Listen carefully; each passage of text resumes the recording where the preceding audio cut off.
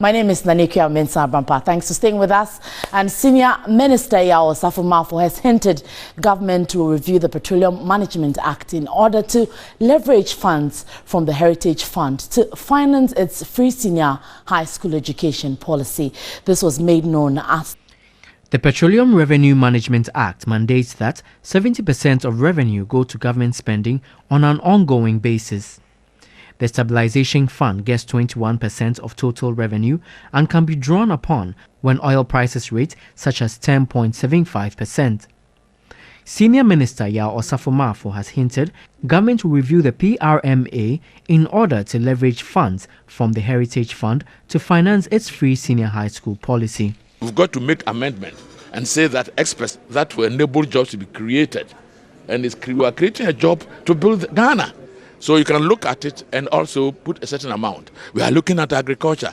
So wherever it is important to support the future development of this country, particularly when you talk about the youth is the future, heritage is the youth. We would make certain relevant amendments to make sure that the economy benefits from the Petroleum Act. He indicated the 5% tax on real estate and reduced the 17.5% VAT on small and micro businesses to a flat rate of 3%. Osafo Marfo also stated the Association of Ghana Industries is to identify 100 industries that have problems for them to be fixed in order to kickstart the industrialization process. The Chief Executive Officer of the Private Enterprises Federation, Nana Osei-Bonsu, was of the view agriculture has to be modernized along its value chain in order for the sector to lead the one district, one factory policy.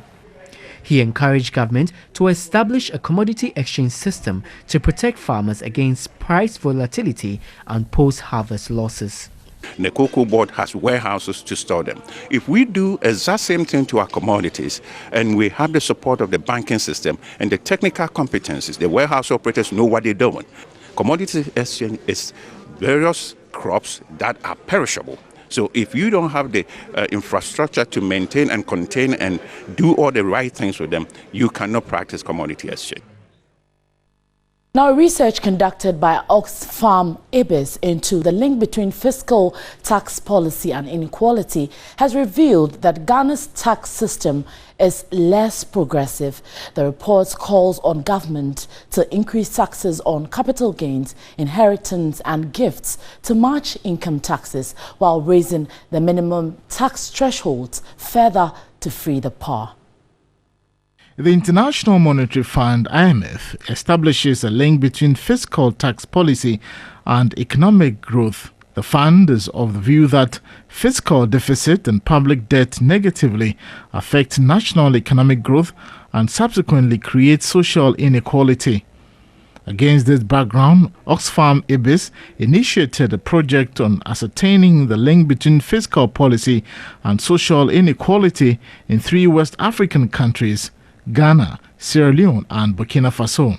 The overall goal of the project is to seek information on how ineffective tax systems generate inequality. Program Director of the Democratic Governance in West Africa, Mohamed Mahmoud, shared some key findings of the research. If you look at the income tax thresholds that we have the lower rate at 5%, which means that many people who are poor are being captured by our income tax structure. But when you get to the top, the cap is high, which means that there are so many people who are making a lot of money who are not actually paying proportional taxes. Civil society organizations present at the meeting urged government to protect tax justice in the country to bridge the inequality gap. To see which aspects of the tax can we lessen the burden,